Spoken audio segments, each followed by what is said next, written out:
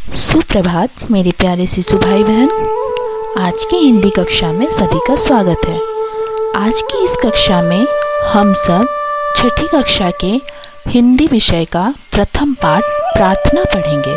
इस प्रार्थना पाठ में कैसे हम सब प्रभु जी से प्रार्थना करते हैं ये हम सब जानेंगे। उससे पहले इस कविता का पठन हम सब कैसे करेंगे यह हम सीखेंगे। तो इस कविता को सुनने के साथ साथ इसको आप सभी दोहराते हुए इसे याद रखने की कोशिश करना। प्रभु तुम करुणा के सागर हो, हम पर इतनी करुणा कर दो। प्रभु तुम करुणा के सागर हो, हम पर इतनी करुणा कर दो। तजो स्वार्थ उपकार करे हम, सबको मन में प्यार करे हम। दुख अपना कर सुख देने को, जीवन का आधार करे हम। सब में रूप तुम्हारा देखें, विभु हमको ऐसी नजर दो। प्रभु तुम करुणा के सागर हो, हम पर इतनी करुणा कर दो। प्रभु तुम करुणा के सागर हो, हम पर इतनी करुणा कर दो। प्राची में ऐसा सूर्य उदय हो, तुम्हारे प्रकाश की जय हो। सभी सुखी हो, सब स्वतंत्र हो, हर कोई सबल और निर्भय हो।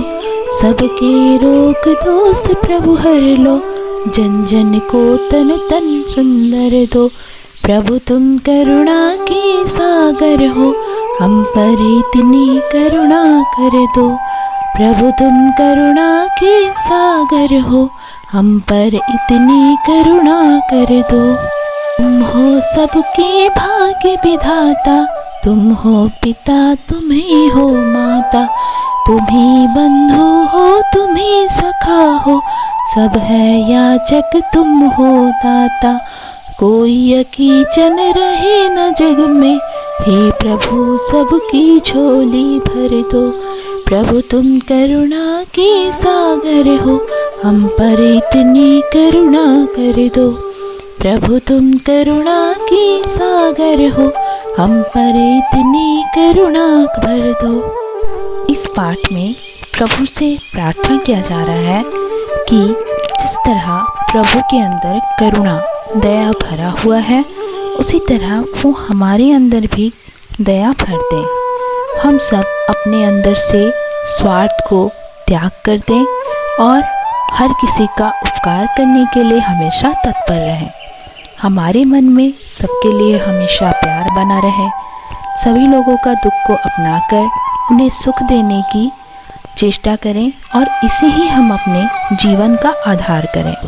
हर प्राणी में, हर जीवधारी में हम भगवान की प्रतिमूर्ति को देखें। इस तरह भगवान हमारी नज़र को ऐसा बना दे। इसी तरह से भगवान जी से प्रार्थना किया जा रहा है कि वो करुणा के सागर हैं और हम पर भी इस प्रकार करुणा भर दें।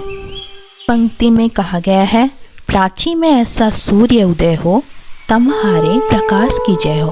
अर्थात जिस तरह से पूर्व दिशा में सूर्य उदय होने से अंधकार दूर हो जाता है और चारों ओर रोशनी बिखर जाती है और इस तरह से अंधेरे की हार होती है और रोशनी की जीत होती है, उसी तरह से हमारे अंदर से भी भगवान जी अंधकार को दूर कर दें और हमारे अंदर रोशनी भरें, ताकि हम भी हर किसी के दुखों को हर कर उनके अंदर प्रकाश डाल पाएं। संसार में जितने भी जीवित प्राणी हैं, सब कोई सुखी हो, सब कोई स्वतंत्र हो, हर कोई स्वस्थ हो, सबल हो और निर्भय हो।